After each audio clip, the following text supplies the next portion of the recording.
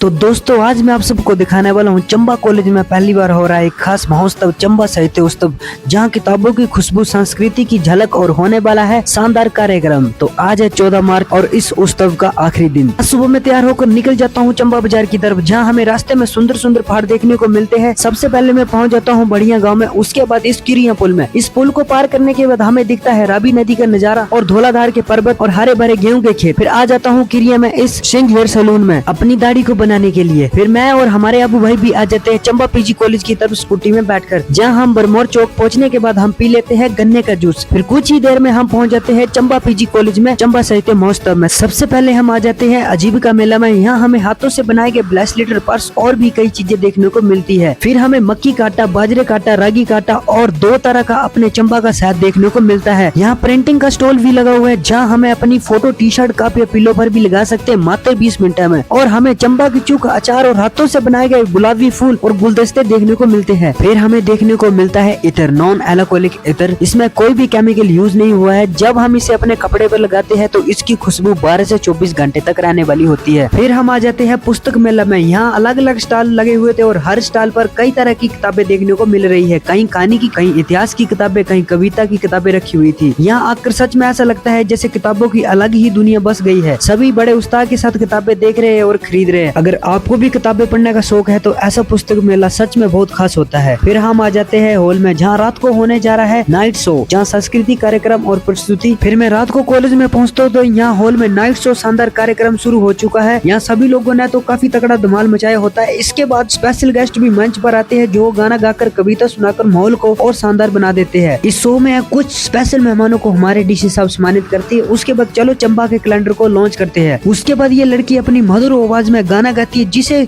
सुनकर पूरा हॉल तालियों के साथ गूंज उठता है। उसके बाद हमारे एडीसी साहब भी अपनी कविता को पेश करते हैं। फिर ये इवेंट भी खत्म हो जाता है। फिर शुरू हो जाते हैं डीजे, जहाँ मेरी मुलाकात होती है सबसे पहले मशहूर ब्लॉगर और उसके बाद MR जीरोक्स के साथ, जहाँ मुझे इनके साथ डांस करने का मौका मिलता है। आई होप आप सबको ये छोटा सा ब्लॉग अच्छा लगा होगा।